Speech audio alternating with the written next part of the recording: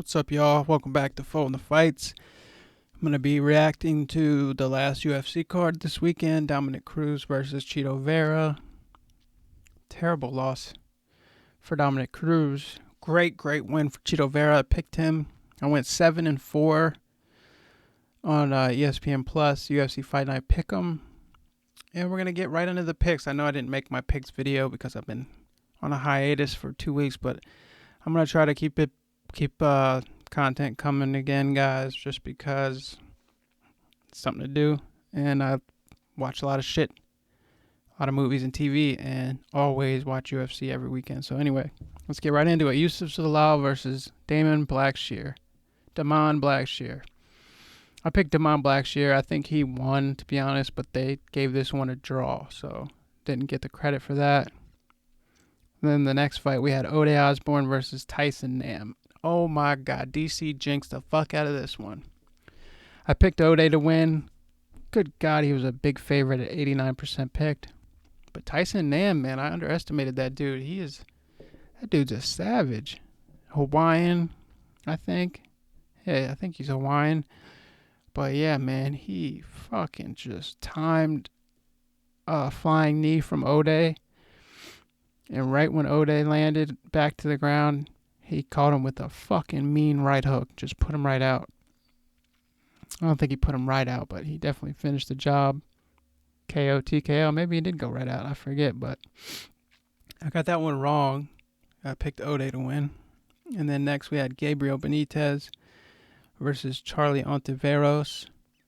I picked Gabriel Benitez. He got the KO, TKO.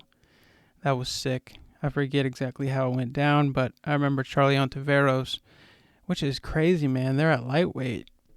And Charlie Ontiveros fought Kevin Holland at middleweight, which was just crazy to think that this guy's at lightweight now, because Kevin Holland's at 170, but man, this dude went down from middleweight to 170, and he looked big when he fought Kevin Holland. And he looked like a smaller dude. Obviously, he's smaller, but I mean, like, height-wise and everything-wise, he just looks smaller. And he does a lot of taekwondo, a lot of karate, and his defense just sucks, man. But yeah, the Mexican Gabriel Benitez got that one done, man. The veteran. And Charlie Ontiveros, on his 4th straight loss, I believe, is probably going to get let go. Sucks for him, man, but yeah, he's the guy Kevin Holland slammed and he broke his neck or something. And anyways, I got that one right. I picked Gabriel Benitez. And the next one I got wrong. I picked Cynthia Calvillo. Nina Nunes got the win and retired. Props to her. Decent career. She wants to have another kid. That's awesome. As you guys know, she's the champ's wife, Amanda Nunes. And it was a very close fight. I don't think either one of them won, to be honest, but they gave it to Nina. Split decision. So I got that one wrong. And then Martin Budai versus Lukas Brzeski. They kept saying Dretsky. I don't know why. There's a B, not a D. And I was certain that Lukas won because of his just work rate and volume, and yeah, he just did more. But Budai did have the more powerful shots, and they gave him, I think it was a bad call by the judges, but they gave it to Martin Budai. And I got yet another one incorrect. And then Angela Hill. Yes, my girl Angie, man. She's a beast. I love Angela Hill. Just such a cool chick. She's had a rough road in the UFC, though. But she beats Lupi Godinez in unanimous decision win. I wouldn't have been surprised if it was a split. I mean, this was a super tough fight. But Angie just got it done, man. She stayed active. She stayed in the zone, in the flow state. She was just landing shots, getting back out of the range, landing shots, getting back out. She looked really good, and she was a underdog big time at 15% picked, 85% picked Lupi to win. And Angie got it done. Angela Overkill Hill, a.k.a. the granddaughter of Betty and Barney Hill, who were abducted by aliens back in the 50s. Check that out. It's a cool, fun fact. And then here we go. I picked Gerald Meerschaert. He was only 18% picked to beat Bruno Silva, man. Meerschaert, ever since that Khamzat loss, I mean, even before then, he was a pretty good fighter with, I think, the most submissions in the middleweight division. And just added another sub on there, man. Hit Bruno with a clean left hand, I think it was. And then he followed up with some ground and pound and just cinched in that guillotine, I believe it was. So props to GM3. Way to get it done, my man. Way to stay in the fight and just get it done, my man. I was worried because I thought I picked Bruno Silva, but I'm seeing here. There's the proof. I picked Meerschaert. Oh, man. The next one, I picked Ariana Lipski just because I think she's cute. And I'm not very familiar with her other than that. And Priscilla Cachoeira was a drug addict, I think. And she's like new to MMA. Her record's only 12-4. But to be fair, Ariana's 14-8, which is not that far off. But good God, Priscilla has some power, man. She put her the fuck out. And she just needs to be quiet after she wins, man, because she just keeps, Brazil. She just like yells and yells at the cameras every time she wins. Like, nobody knows what you're saying. I get it. Brazilians understand her, but like, that shit's annoying. Like, just shut up. Be humble in your victory. Not that she wasn't being humble, but it's just like, you get your time to talk. DC is going to come talk to you. Don't worry. But she just always has so much to say. And I don't know any of it. I don't know what she's saying. But anyway, she's a beast. And she might have some real potential. She's rather green, but I mean, with hands like that in her division, knocking motherfuckers out. Knocking women out. Knocking bitches. Like, I ain't going to say bitches. It's 2022 and I could go to jail. Okay? So I got that one wrong. I picked Ariana. She lost. And next up, we had Devin Clark versus Azmat Mirzakhanov. And I made the safe pick here. I went with the Russian Azmat. 84% big favorites on this card tonight, or Saturday night. He gets the KO TKO, man. It was a nasty body shot, my man. He just dug into the ribs of Devin. Devin had no chance but to go down, and I know that shit hurt because on the ground, he was fucking up the ribs of Devin Clark, man, before that sequence. So you know Devin is in a lot of pain, probably still, to this day, because that was a lot of punishment he took to the body. And Devin Clark, I like him. He just doesn't seem to have the right build for the weight class. All his weight is in his legs. He's a short guy. He got a win at heavyweight before this fight. He lost to Anthony Smith recently. I don't know. I just don't know if he's ever going to reach that elite level because, yeah, he did well. He fought well. This guy Azmat seems to be the real deal. He's only 12-0. But, yeah, he's a good prospect to look out for in the future. And he might even go down to 170, be a real threat there. I mean, actually, never mind. I think it was that light heavyweight. He might go to middleweight and be a real problem there. And then we had Yasmin Yarugue versus Jasmine Lucindo. I picked Yarugue. Got lucky there because I had no idea about any of these girls. They don't even have pictures.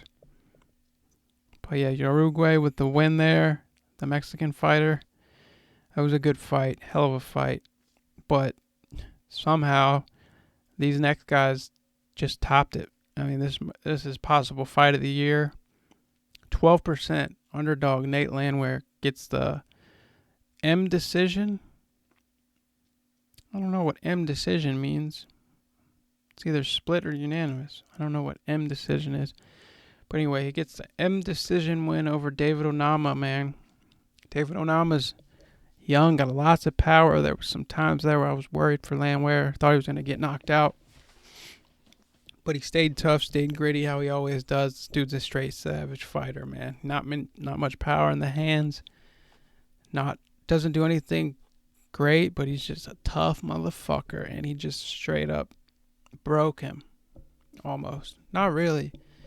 He broke him in the second round, but Onama came back in the third and made it a fucking fun fight, man. But yeah, Nate got it done. Nate the Train.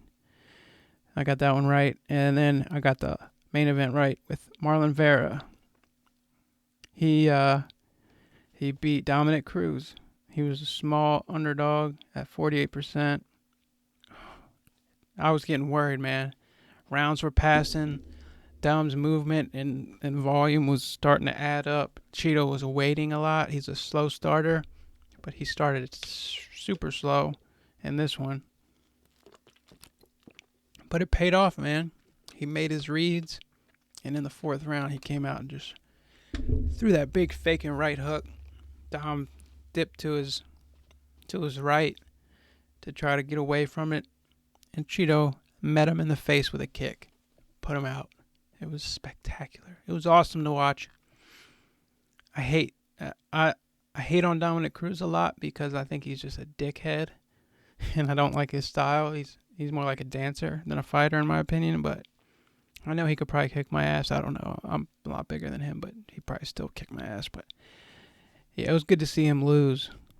And then the bonus, I picked 110 as the strike count for the main event. It was 163, so I was a little off, but pretty close. But yeah, man, overall, pretty good card. I like the fights. They were great. I'm going to wrap it up because I'm about to piss myself. But yeah, I'll show you the proof here. I went 7-4. 7-4. Not too bad. Not my best, not my worst, but it was decent. And I got the last 4 fights right, so that's what counts. But yeah, what you guys think of the card?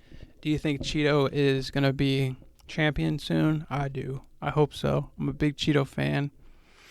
I would love to see Sean O'Malley beat Jan and then beat Aljamain, which is not going to happen. But and then Cheeto take the belt off of him, beat the shit out of him again. Just kidding. I don't think that's going to happen. I think Jan's going to destroy Sean O'Malley. But anyway, Cheeto's the man. I'm rooting for him to go to the top. I think he's got the potential. He's got the mindset, the confidence, the team. Jason Perillo is a great coach. And yeah, there was another fight on the card that's not in there.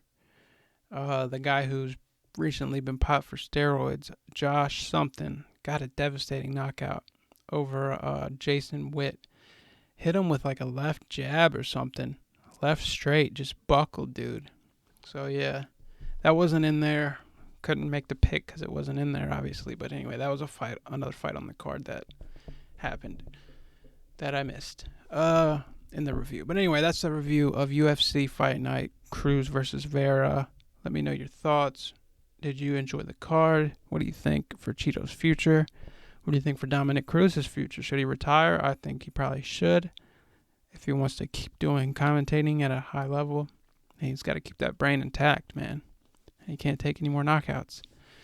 I was kind of surprised that he didn't protest to Beltran when he woke up from being knocked out and saying that he stopped it too soon, like with the Henry Cejudo situation, but I guess he couldn't